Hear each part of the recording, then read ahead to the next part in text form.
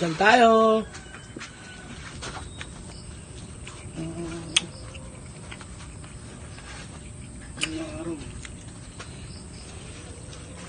Hindi kami kita eh. Ayan. Tara. Gitna mo nga dun, Che. Yan mo dito. Dito mo punta. Kakakita ko. Huwag mo ng gulay. Walang gulay. Gusto mo pa dun, Che. Dudulo mo. Yan. Yan. Yan. Kakain tayo.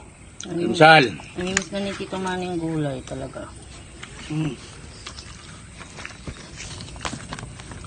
Dapat hindi rin siyang sahon, Che. Sarap ng ano, patalbog ano.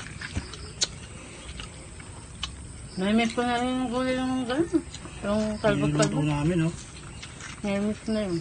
Wala kasing makakuha ng talbos, eh. Puro kinain ng damo, eh.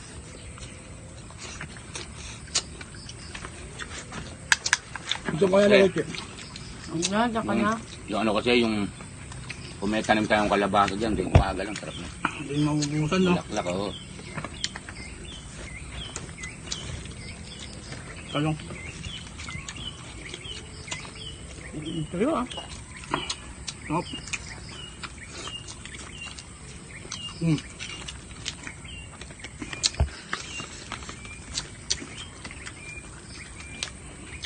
Namimis na ni Tito Manny. Gulay-gulay.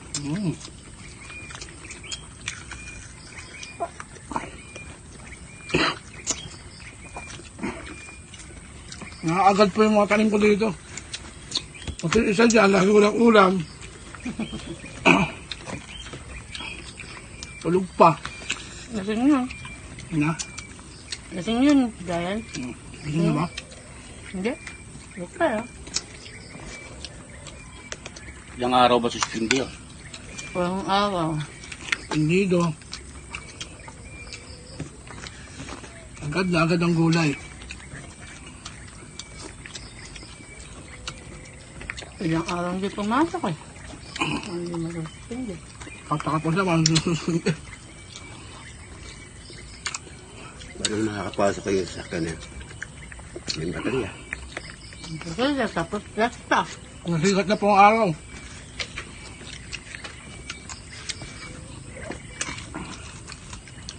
Ang sira yung ikat. Sak ng kalmusal. Yung diferensya sa sakya nila eh. Suspindi yun sa yung ano. Yado. Ay, cargo niya yun eh. Kaganon talagang binigyan ka ng service cargo mo na yun.